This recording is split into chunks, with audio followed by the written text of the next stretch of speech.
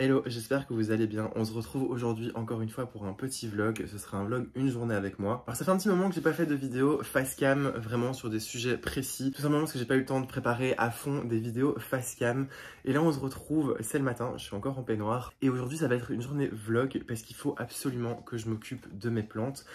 En fait, depuis la rentrée, j'ai pas vraiment eu le temps de m'occuper à fond de mes plantes. Ça fait 2-3 semaines que je fais pas grand chose niveau plantes. Parce que tout simplement, ben voilà, c'est la rentrée, c'est un nouveau rythme qui a commencé. Il y a un peu plus de travail, plus de choses à préparer. J'ai eu aussi un petit peu plus de fatigue parce que ben voilà, c'était le changement de saison, donc j'étais fatiguée, parce qu'il y avait beaucoup plus de choses à faire à la boutique. Et donc j'ai un petit peu délaissé les plantes. Et il faut vraiment aujourd'hui que je m'y mette et que je regarde un petit peu tout ce qui va pas au niveau des plantes. Je les ai maintenues vraiment parce que ben voilà, je les ai arrosées, tout ça, mais il y en a certaines dont j'aurais dû m'occuper un petit peu plus et donc c'est pas ouf au niveau des plantes. Donc là, c'est ce que je vais faire aujourd'hui. Je vais vraiment faire un gros passage au niveau de toutes les plantes pour voir qu'est-ce qui doit être fait. Et puis voilà, je me doute très bien que j'arriverai pas à tout faire aujourd'hui, mais on va essayer de faire le maximum. Ce que j'ai déjà fait moi ce matin, c'est que j'ai rentré à l'intérieur une partie de mes cactés et plantes grasses parce que ça fait déjà plusieurs nuits d'affilée ici en Belgique qui fait environ 6-7 degrés la nuit et donc ça commence à être un petit peu limite. Donc ce que j'ai fait, c'est qu'il y a certains cactus que j'ai déjà rentrés à l'intérieur et il y a d'autres plantes grasses que j'ai mis dans la véranda en attendant de voir si je les rentre ou pas à l'intérieur parce qu'il commence à faire vachement frais. Mais là ce que je vais faire, c'est que je vais terminer mon petit café, ensuite je vais m'habiller tranquillement, prendre une bonne petite douche. Et ensuite, on s'occupera de toutes les plantes. Je vais vous montrer, il y en a certaines qui vont pas super bien. J'ai eu une petite attaque de trips sur une Tradescantia. Donc je vais vous montrer un petit peu l'état de tout ça. Et puis voilà, voir un petit peu tout ce qui doit être fait. Encore une fois, je vous l'avais déjà dit dans une autre vidéo, mais j'ai certaines plantes dont il faudrait que je rallonge les tuteurs en sphaigne. Sauf que j'ai pas encore reçu ma sphaigne. Donc voilà, il m'en reste un tout petit peu. Je vais voir ce que j'arrive à faire et si j'ai le temps, j'espère. Et puis voilà, ce sera le sujet principal de cette vidéo. Donc j'espère que ça vous plaira. On se retrouve juste après pour la suite. Bon, on est dans la salle de bain et la première chose que j'ai faite, c'est d'arroser les Monstera. Alors, j'ai arrosé ici la taille Constellation. Ça, c'était la dernière feuille qu'elle m'avait faite, ce qui était super belle. Et ça, c'était la feuille qui était abîmée, toute brune. Et j'ai coupé, en fait, ce qui était brun. Pas parce que c'était inesthétique, mais simplement parce que je me suis dit j'ai pas envie que ça apporte des maladies ou des nuisibles, donc j'ai fait ça et j'ai arrosé les autres ici. Donc la Monstera Adansonii Variegata qui m'a sorti une feuille ici, je vous avais dit, hein, c'était blanc, comme ici, ça devenait de plus en plus mint. Et puis là elle m'a fait une feuille qui est vraiment vert clair. Ici la Esqueleto qui a toujours des très petites feuilles, je l'ai taillée juste ici pour qu'elle reparte bien sur son tuteur. Et celle-ci, la Oblica Pérou, j'ai toujours rien fait avec elle. Il faudrait que je la rempote, mais pareil, j'attends juste de trouver un pot et d'avoir du terreau et de quoi faire un poteau en sphaigne. Mais donc voilà, ça pour le moment, c'est en train de dégoûter tranquillement. Et juste à côté, en fait, ici, j'ai aussi tout un lot de plantes. Et ce sont les plantes qui normalement sont sur l'appui de fenêtre de la chambre.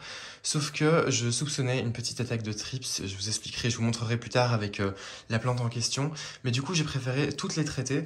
Donc j'ai passé un petit coup de traitement sur toutes ces plantes-là. Et pour vous dire à quel point ces derniers temps, j'ai pas du tout de temps à consacrer à mes plantes et que je les ai un peu délaissées, je me suis occupé de les traiter début de la semaine passée et elles sont toujours dans la salle de bain. Donc il va falloir que je les remette à leur place. Et ici, du coup, vous le voyez, il n'y a plus rien sur l'appui de fenêtre puisque tout est dans la salle de bain. Il y a juste ici mon caladium que j'avais rapproché de la fenêtre, mais ça commence véritablement à être la fin. Donc tout ça ici est dégagé. Il va falloir que je m'occupe ici de cette Monstera. Pareil, elle arrive tout en haut de son tuteur, donc il faudra que j'essaye de pouvoir l'augmenter un petit peu. Et il y a une petite feuille jaune en dessous qu'il faudra que j'enlève. Ici, mon Anthurium melliticum, vraiment, il commence à prendre beaucoup de place, mais énormément. Vous voyez bien, c'est juste énormissime. Et dites-vous qu'il tenait dans un simple sac en papier quand je l'ai acheté, donc c'est vraiment dingue. Ici, mon McDowell est en train de me sortir une nouvelle feuille. Pareil, je vais l'arroser et je vais aussi vérifier qu'il n'ait pas d'acarien ou de trips. Et la plante en question qui m'a posé problème, c'est ma Tradescantia. Comme vous le voyez, elle tire pas une tête joyeuse. En fait, j'avais commencé à remarquer que le bout en fait des pousses, je sais pas comment vous l'expliquer, mais bon là on le voit plus parce que ça a commencé à noircir, mais commençait à être un petit peu pas très joli. Et donc en regardant de plus près, je vais essayer de vous en trouver. Vous voyez ici, comme sur cette feuille, je remarquais en fait des espèces de piqûres, des petits points un peu creux. Donc ça veut dire qu'il y a un nuisible qui est en train de pomper la sève. Et donc ce que j'ai fait, c'est que je l'ai traité. Ce qui est un peu compliqué avec une Tradescantia, c'est que pour la traiter, il faut l'asperger et que c'est des plantes qui aiment pas trop être mouillées. Donc je pense que d'une, ça a aidé à ce qu'elles deviennent encore plus moches. Vous voyez, là j'ai des tiges qui sont devenues vraiment super moches. Et j'ai plein de bouts en fait de tiges qui sont plus très jolies non plus. Donc du coup, c'est un petit peu embêtant. Donc ce que je vais faire, c'est qu'avant de l'arroser, je vais devoir bien la nettoyer et bien la retailler. Et voilà, je me suis occupé de ma Tradescantia Sweetness. J'ai taillé ce qui n'était plus beau. J'ai taillé aussi, vous voyez, tous ces petits bouts comme ça qui étaient un petit peu marron aux extrémités. Donc j'espère que ça va pas s'étendre et que ça va rester comme ça. Aussi, normalement, sur l'appui de fenêtre, elle est vraiment directement dessus. Là, je l'ai un petit peu avancé et mis sur le radiateur. Alors, le radiateur, je l'allume jamais. J'allume jamais aucun radiateur ici. Et j'ai remis ma Pilea en attendant. Je leur ai donné à boire, donc elles sont tranquilles. Et du coup, ça me libère à nouveau un petit peu d'espace ici pour mettre toutes mes alocasias. Et voilà ce que ça donne maintenant avec les alocasias en place. C'est cool, ça me laisse un petit peu plus d'espace pour elles. Alors ici, ma Frydek, j'ai fait un truc que je déteste faire sur les plantes, c'est de lui mettre un tuteur. Parce qu'en fait, sinon, ces tiges sont beaucoup trop longues et là, ces feuilles qui penchent et ça risque de faire basculer le pot. Donc j'ai préféré lui mettre voilà, un petit tuteur avec un serre-flex, comme ça c'est pas trop serré. Comme ça, ces feuilles restent un petit peu plus droites. Je l'ai mise là dans le coin. Juste à côté, ici, j'ai mis ma Red Secret, voilà, qui pour le moment n'a que 2 feuilles, mais elle va plutôt bien. Et juste à côté, j'ai ma Baby Black Velvet, voilà, que j'ai mise ici. Et alors, mon bégonia Tamaya, qui est juste ici, je lui avais coupé la tête en espérant qu'il ramifie. Et en fait, oui, il refait un petit bourgeon au bout. Et je pense qu'il y en a un deuxième qui va arriver ici. Tout ce que je dois faire maintenant, c'est d'attendre d'avoir fini d'arroser justement la Monstera Adansonii qui est dans la douche, elle est en train d'égoutter. Parce qu'après, j'aimerais bien remettre un peu les plantes et voir comment ça va. Parce qu'ici, normalement, c'est la place d'une des Maranta que j'ai. Et je vais voir si ça passe toujours. Ça prend pas trop de place, sinon je devrais essayer de trouver une autre place. J'ai sorti de la douche ma Monstera Adansonii qui est devenue vraiment énorme. Et en fait, on le voit là, elle arrive tout en haut du tuteur. Donc là, c'est les dernières racines. Et donc ça arrive à la dernière couche de sphaigne.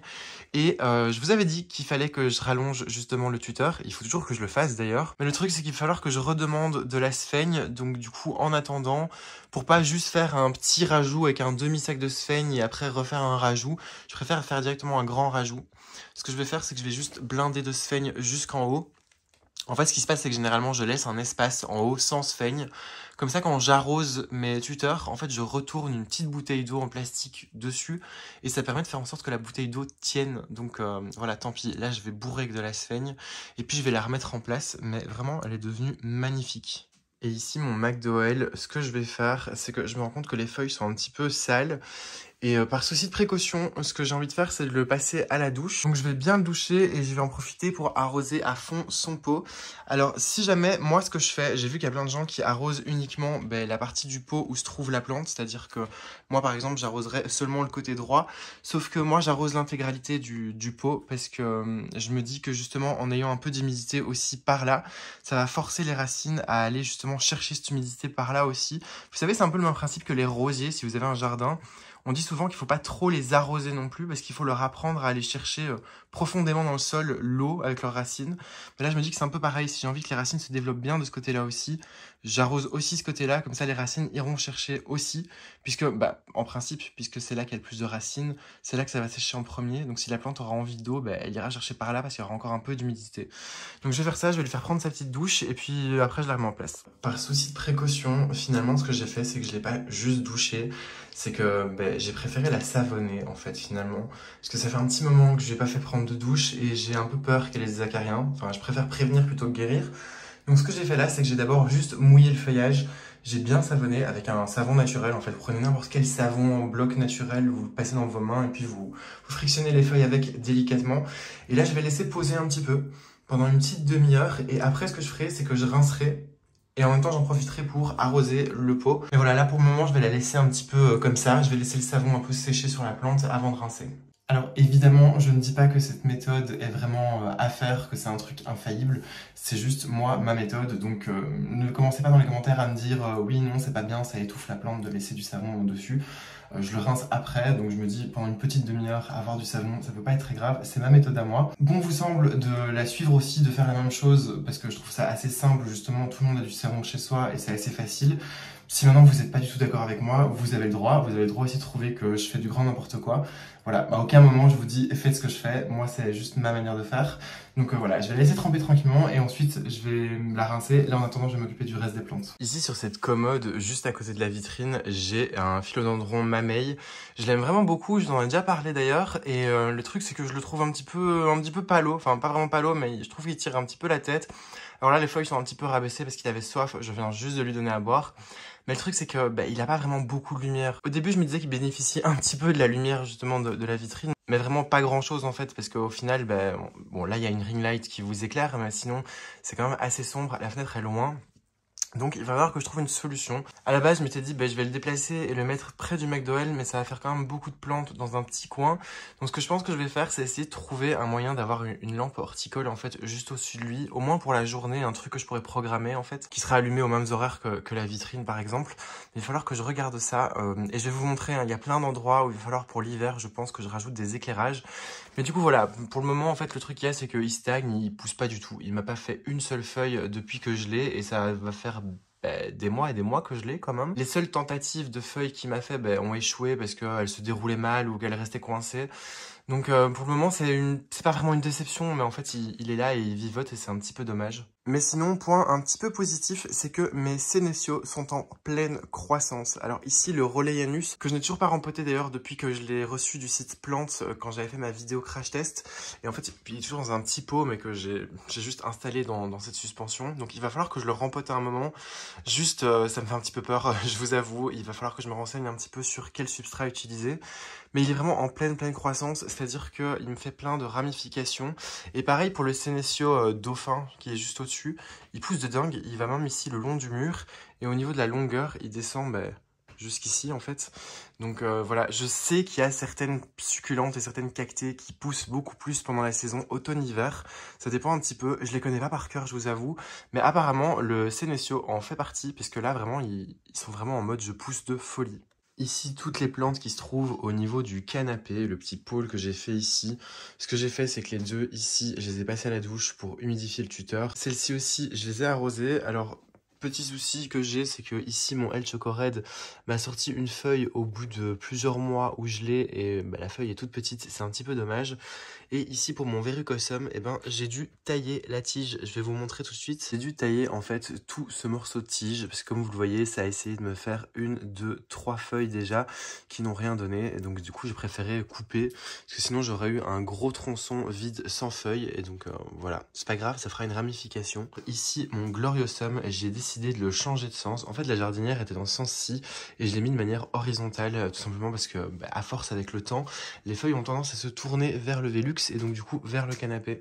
Donc de temps en temps il faut que je le tourne et donc voilà, ça me permet d'avoir une plante qui a une nouvelle tête, de pouvoir enfin apprécier ces magnifiques feuilles en forme de cœur parce que vraiment ça fait partie de mes plantes préférées et il est vraiment super joli. D'ailleurs, à mon avis, ce que j'essaierai de faire, c'est peut-être de trouver une autre lampe. Peut-être essayer de voir si je peux pas accrocher une lampe au-dessus ou mettre une étagère avec une barre LED juste en dessous. J'ai vu ça sur la chaîne de Eline dans son salon et ça rend très bien parce que malheureusement avec cette lampe-ci, alors les deux petites qui sont là bénéficient pas mal de la lumière, mais celles qui sont plus de ce côté-ci et mon Gloriosum n'ont pas assez de lumière. Donc j'aimerais bien leur offrir quelque chose d'un peu plus puissant juste au-dessus.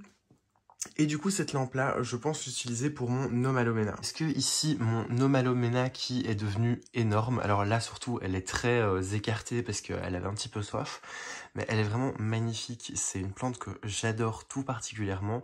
Et le problème, en fait, c'est que ces derniers temps, elle me fait des feuilles qui sont vachement petites. En fait, vous voyez, ça c'est par exemple une des feuilles que j'avais quand je l'ai reçue et elle me fait des feuilles qui sont beaucoup plus petites et beaucoup plus courtes, ce qui fait qu'on a un petit creux au milieu de la plante. Donc je m'étais dit que la lampe horticole que j'ai près du canapé, je pourrais la déplacer et la mettre ici à côté pour que ça éclaire par le dessus et qu'elle ait un peu plus de lumière. Pareil pour ici, mon Anthurium clarinervium. Alors rappelez-vous, la fois passée, je vous avais dit que comme il avait des bouts de feuilles qui commençaient à sécher, j'ai mis l'humidificateur juste à côté. Alors là, il n'est pas branché parce que j'ai branché la console de jeu à la place. Il faudrait que je trouve une multiprise. Mais ça a l'air d'aller, du coup, là je l'ai arrosé.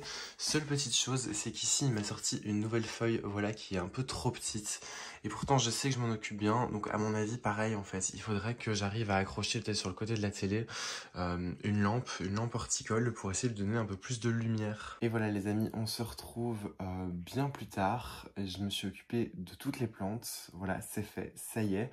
Comme je vous l'avais dit, c'était un petit peu compliqué ces derniers temps de s'occuper des plantes. Alors mon rapport aux plantes n'a pas changé, j'aime toujours autant ça et c'est vraiment voilà, quelque chose qui m'anime énormément. Mais c'était vraiment le fait de justement être beaucoup plus fatigué, avoir beaucoup plus de travail.